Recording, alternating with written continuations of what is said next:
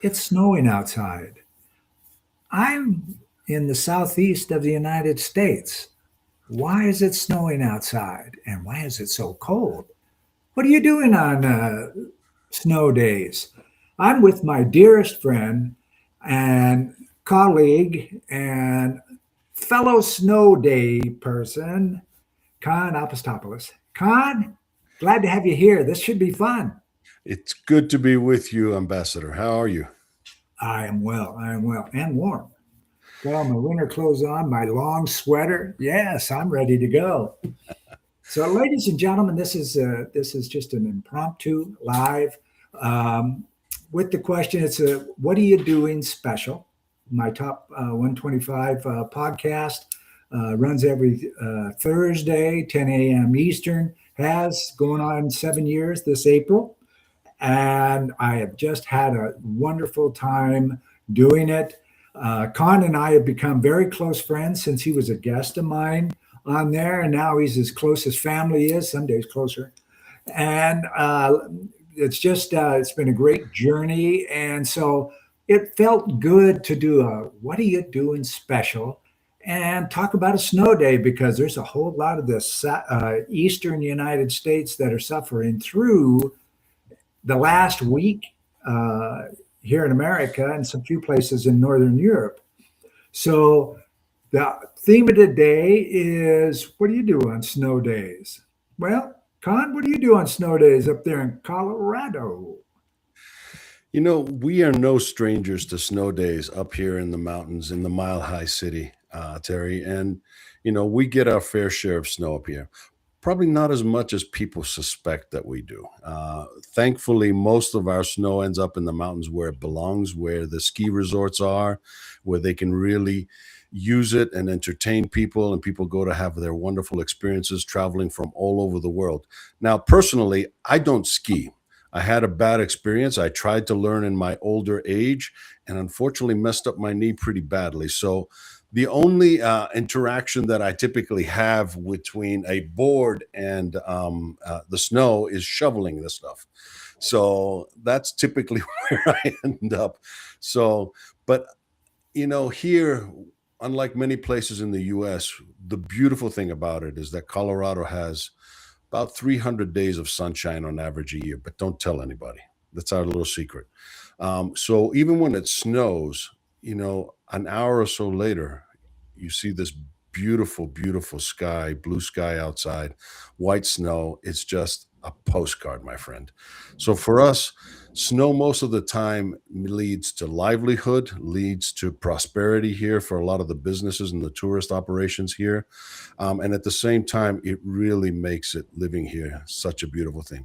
And we're prepared for it in many ways. Our homes, our vehicles, our infrastructure here, the cities do a wonderful job with the snow plows and getting everything out. Why? Because we're prepared. And I think that's one of the things that I'm hoping people will take away from our conversation today about being prepared before you actually need it. Absolutely, absolutely. Just a few hundred miles, pretty well straight north of you is where I was born and raised. And so mountain snow is certainly different than most any other place because the Rocky Mountains snow system will come in off the Pacific, drop a lot of snow in the Cascades on the western side of the Washington State and Oregon, and then it gets to gain speed again and drop over Idaho and the Rocky Mountains, and that's where I was. And when I was growing up, it was not unusual to get 2.5 feet of snow overnight, Yeah. not be able to see the street, let alone across the street out the front of the house.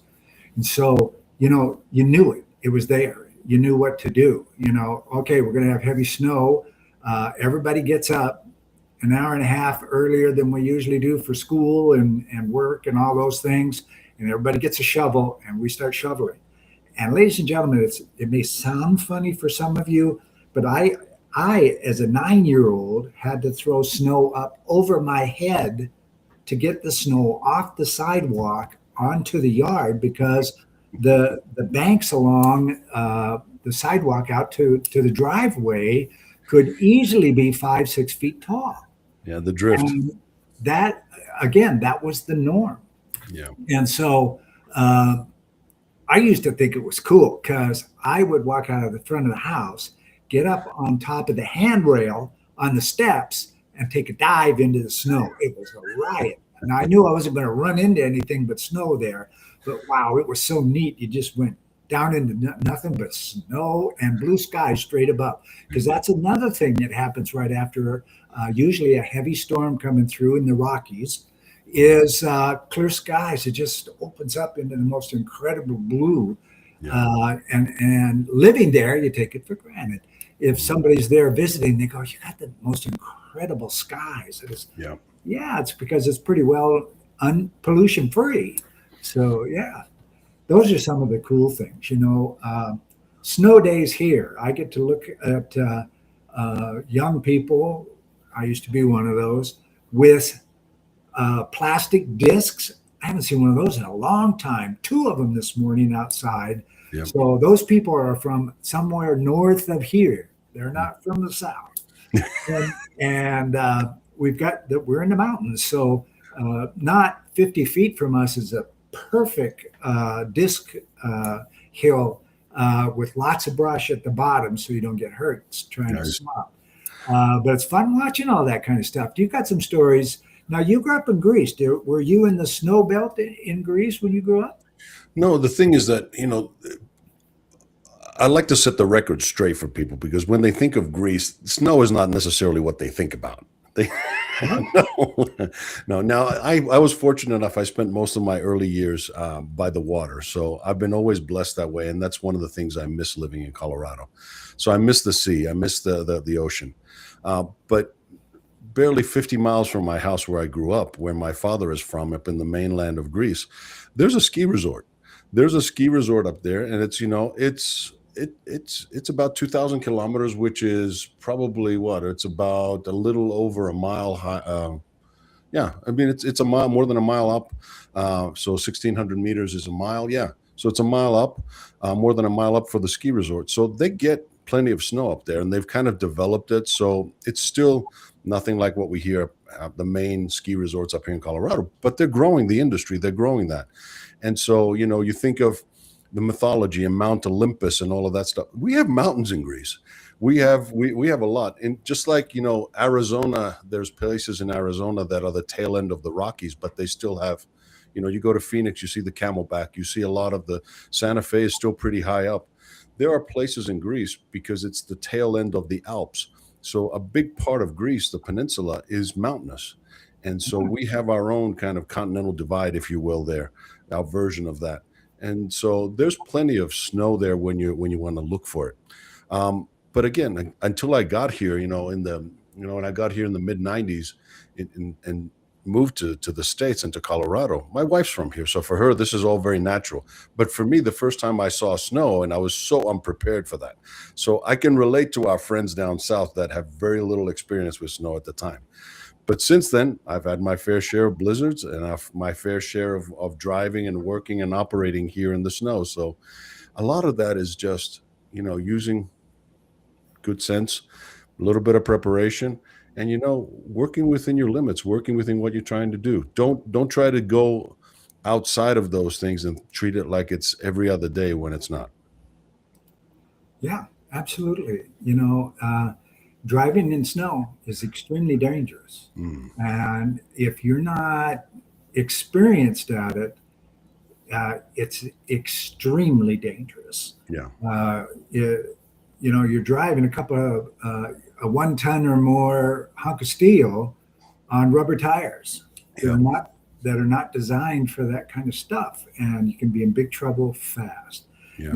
And for those of you around the world who watch during snowstorms, you see all the pileups.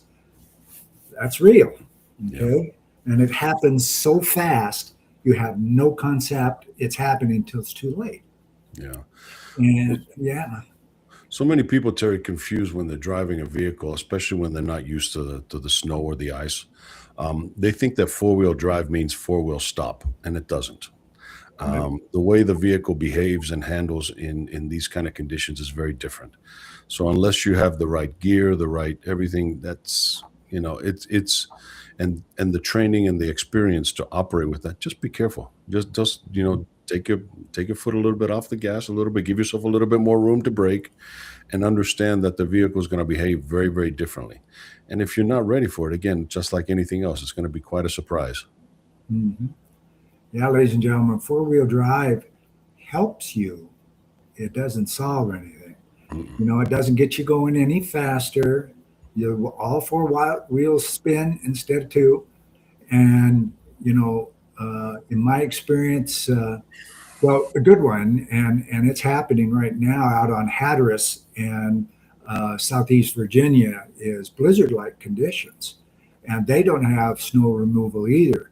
Mhm. And you see people who have uh, grown up and drive four-wheel drive vehicles that they brought from the mountains and all that stuff, and they think I could drive in this stuff. Well, no, you can't, because the heat of the road is different because it's not been frozen for 3 weeks before the snowfall. There's a lot of things that can cause those four wheelers to just go flipping right off the road as if they had no ability at all, Yeah.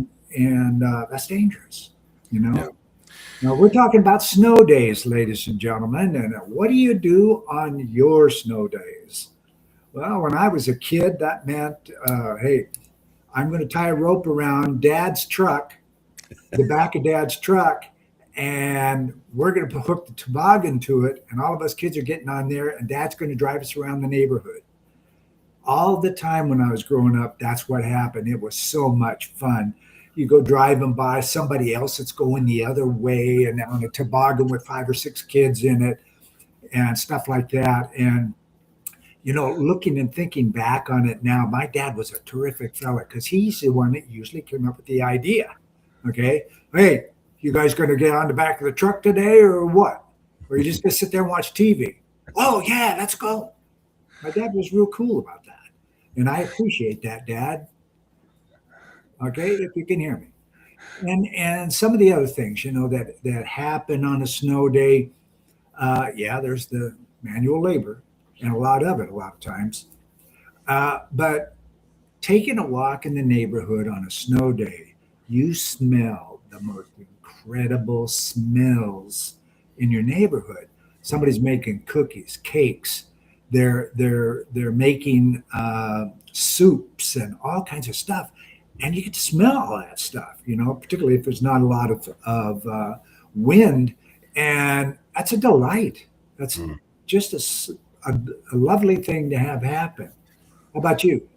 Well, I have a question for you because what you prompted me, made me think, and I want to pick your brain a little bit as somebody who understands the human mind better than most and how people think and what this thing kind of triggers. Because you're making me think Thank you. about a lot of stuff. What do you think happens to most of us when our busy routines kind of get interrupted with an unexpected forced break? I mean, that's an interesting aspect of that because I see it here in the kids, how much fun they have. All of a sudden, they weren't planning on the day off from school, and now they have one. Now, for parents, sometimes it interrupts their schedule and they get frustrated. But what do you think goes through the mind? How does that impact us when all of a sudden you have a forced break and you can't do those things and you have to find an alternative? Can you turn that into a fun toboggan thing, or are you just going to sit there and stew? What do you think? That goes two ways. Mhm. For a person who has difficulty adjusting to changes in the environment around them, whether that's at work and all of a sudden uh, machinery breaks down and you're the operations manager, you got to come up with some answers. Mhm. And it's snowing like hell out all of a sudden, or a snowstorm all of a sudden hits 3 hours before it's supposed to. Now all of a sudden you got to get everybody home. Mhm. Are my kids going to get home? Now what's going to happen? Right. Am I going to be stuck in traffic? You start going through all of that. That's one scenario, ladies and gentlemen. But there's another one too. And that is, okay, I got to stop here. I got to break. What can I do for my people and my community? I'm okay right now, I'll probably get home. We knew the storm was coming for the most part. So soup's in the refrigerator, and just somebody needs to warm it up. And Susan next door, she knows to come over and check on the kids and start the soup if we need them. And there's just different things like that, different thought processes that takes a lot of angst and creates energy. And I teach that with my clients that it's not what happens to you, it's what you do with it, because every experience is learned, whether it's perceived as good or bad, it's still learned. And when you take something as tragic as the loss of some people on their way home from work on a snow day or anything like that, what can you do different next time to help people? What's in place that can help them? Do you do like some of the it's common around here, you shut down, nobody come to work, I don't want anybody out on those streets. Okay, we'll figure out what we lost in manufacturing when it's time to figure it out. Tomorrow, nobody comes to work. Okay, put the cameras on, security guys, take the day off. I want everybody safe. That's the most important. I want everybody to come to work when it's time to come to work. And I worked for a guy once in Virginia, and because Virginia has no snow removal or anything like that, even bad weather storms, rainstorms and things like that, he'd shut down early. Yeah, let's get home before we're going to have trouble. Everybody go home.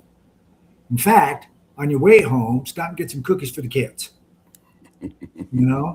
What a great grandpa. He had no children, never been married. Right. But he cared. Yeah.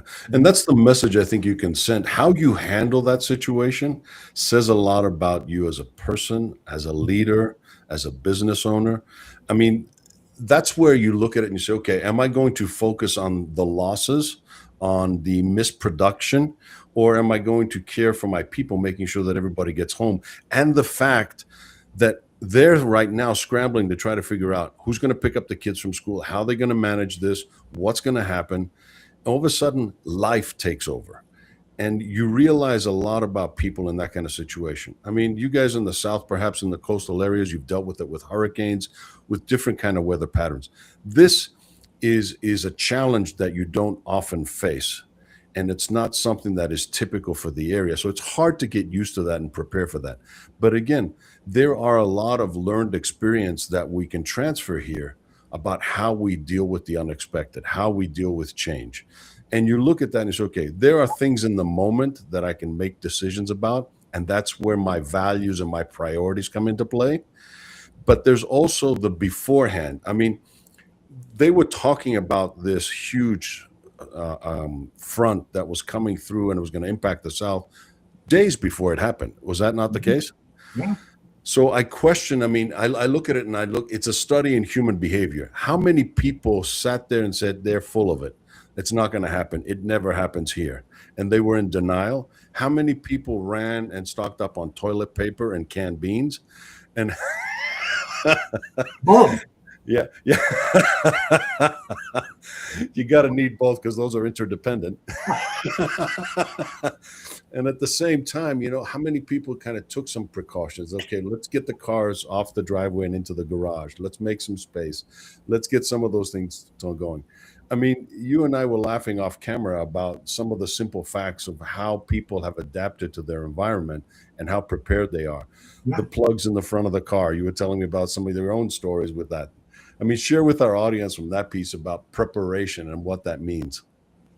Yeah, back late last century, I love saying that, the end of the 1980s, I went to my last duty station in my career as a U.S. Navy in Minneapolis, Minnesota, where the snow flies this way, not this way. Mm-hmm. And I got there late spring and drove into the parking lot where the federal building where we worked was. And first thing I noticed, all these cars, almost all of them, had an AC plug sticking out of the front of their car, out of the grill. I'm looking at that going, what the hell could that be for?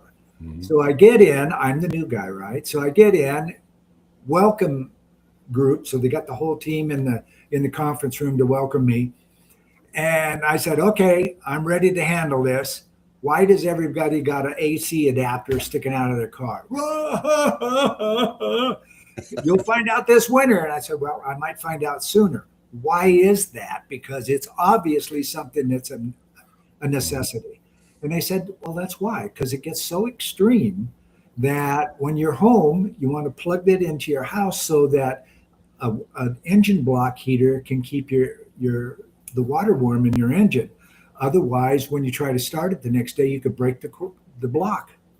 I go, wow, that's amazing. He says, not only that, wait till this fall, you'll start seeing pieces of cardboard in the front, just behind the grill on cars, so that the wind doesn't freeze the car engine while it's sitting someplace. Mhm.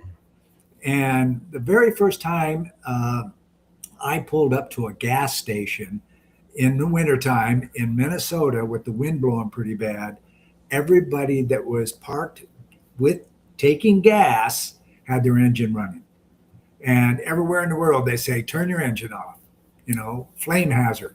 You don't turn your engine off out there at minus 15 degrees with a wind chill blowing straight at your car. You Yep. don't do it, but it sure looked funny. Those are some different things that upper Midwest of the United States, the Great Plains of Russia and Europe too. That's what happens, and you make sure. I told you earlier about me going to a weekend conference in northern Minnesota one year. And the first thing I did driving around the parking lot was figured out which way the wind blows the most, because you can look at the way the drifts are and things like that. And I found a place to park where my front of my car was pointed away from the predominant wind. So it didn't freeze the engine up while I was there. And I pulled up to a place where I could plug the engine in. Yep. That'll sound funny to us in the rest of the United States, but that's survival. Yeah. Talk about plug-in cars. That's the original plug-in vehicle. Yeah, you're doing EVs now. This is the real deal. This is the real deal. And, So and, that was and something that we didn't touch on, I think, is important too, Con, is we walk around with our home office Yeah. on us. Okay. I bought this one. This is like the fifth in a row, but I buy one. It is a mini version of the laptop I'm talking to you on right now, ladies and gentlemen, because of these kinds of situations that can happen. Receive email. I can get into my Drive documents. I can get to my files, all those types of things. When the Hurricane Helene hit here in the Southeast a couple of years back, that's the deal. That's the real deal. Yep. And there were corporations. I get regular updates from Dell Technologies, and there's corporations out there that went to Dell with emergency purchases of laptops. Yep. Say, okay, you guys stay home, you stay safe. A laptop's on its way. Hopefully, it'll get to you. Right. Okay, and they bought laptops for their executives and key people to keep the place running while they couldn't be at where they needed to be. That's smart thinking. That's taking care of your people. I was very impressed with those corporations, and as such, I have reached out to their chief executives and said, "Thank you for thinking of your people. That was brilliant." A couple Right. of them even responded.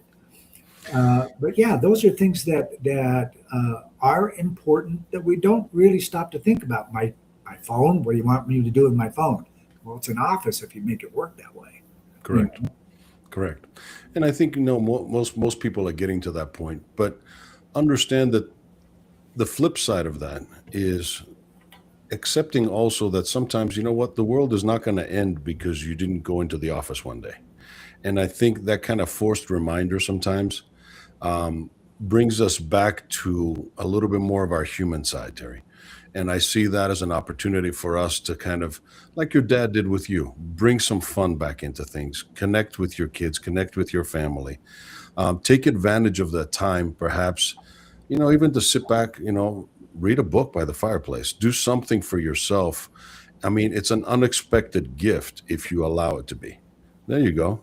It's an unexpected. There's no shortage of books in that household. Not in this house. Yeah, yeah. But No. your point on, you're really spot on that, okay, it's a learning experience. What have I learned in my life that I get to pay attention to right now? Is everything like I want it in the house? Did I pull out some towels and put them underneath the doors of the outside doors in the house? Okay. Will it stop a blizzard? No, but it'll slow it down, Mhm. you know? And, different things like that, that both Linda, who's from Minneapolis, and I have learned in the extremes. And that's just part of the learning. And a lot of what are you doing on a snow day is to stop and just go, okay, I have a piece of time for me. How do I use it? If I have a spouse, I want to have an hour. Do you want to have an hour just for yourself? You Mhm. know, just to be. Mhm. And the mind shift, that personal connection to soul, like my wife says, Mhm. is golden. You can't Yeah. buy it with diamonds. It's not purchasable. You have to go there to get there. You Mhm. know, and a lot of what you do in your coaching world comes around that connection to self and people. And I've always admired that about you. Thank you. Well, a lot of that is finding that peace, and you know, the one that you spend all of your life with is yourself. And if you can't get along with yourself, it's hard. If you're constantly chasing activities just to get away from yourself, just to distract you from that, it's hard. Um, when you're confronted with a situation that forces you to kind of stay still for a moment, in that stillness, it's you really are confronted with that reality. And so to me, even with, thank you for bringing that up, because in my coaching, that's part of what I do. I don't coach the 9 to 5 executive or whatever it is. I don't coach just the business side of the person. I go deeper in that, because for me, if they are not okay as a person, they're going to have a hard time satisfying themselves and making it worth the time that they put into their job. It does me no good to train somebody to be effective or efficient at the office if they go home and they're struggling, because so much of that spills over both ways, and vice versa. You want to make sure that the person is, from a balance perspective, their work, which should fit into their life, allows them to be at their best. And that's what we're trying to do. I mean, give yourself that opportunity and realize that we've become human doings as opposed to human beings. And it's important for us to get back to just being sometimes, and allowing us to enjoy those moments, those reminders that there are things out of our control. We try to control everything, but sometimes life, nature, your higher power, whatever it is, will remind you that, you know what, you're not in control. That's just an illusion. So just roll with it. Yeah, my mom, I stole her from my wife, my mother-in-law. This too shall pass. Hmm. Tomorrow's still going to have a sunrise. And ladies and gentlemen, Khan really struck onto something that I teach a lot, and that is you cannot give what you do not have. If you don't love yourself, you cannot give love.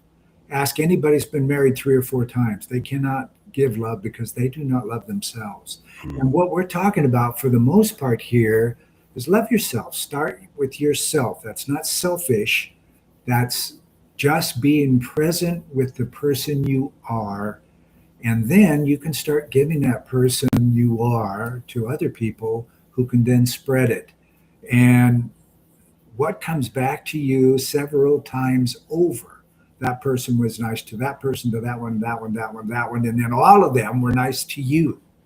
It's an amazing process. And any final thoughts, my friend, as we round down the bottom of the hour? Well, final thoughts again. Expect the unexpected from that perspective, that life has going to bring you up and down. You can't control that. You can't control nature. You can't control any of that. But what you can control, like Dr. Frankel said, is your reaction to things. Between that stimulus and your response, there's a space. Take advantage of that space, choose how you want to be, and make the most of those moments. When life gives you an opportunity to slow down, take it. Take it. There's nothing wrong with that. For yourself, for your family, for your loved ones, for whatever it is that you've put aside, take that opportunity. Absolutely. And I love saying this, and it's quoted all over the world. And for all of you who do, I love you. Presence is the point where manifestation becomes action. When you release the past and all the anxiety of it for a learned experience, and you take away the angst and fear of the future, you have now. And when you're here, whatever you're searching for will come to you. It will come to light. That what is that marketing niche I'm trying to find? Why is it do I keep doing this same mistake? There's a reason. And it just might come true. Start with yourself and give to your people. This was great. Thanks, my friend. And ladies and gentlemen, for those of you that are watching live, there's a few, thanks for stopping by.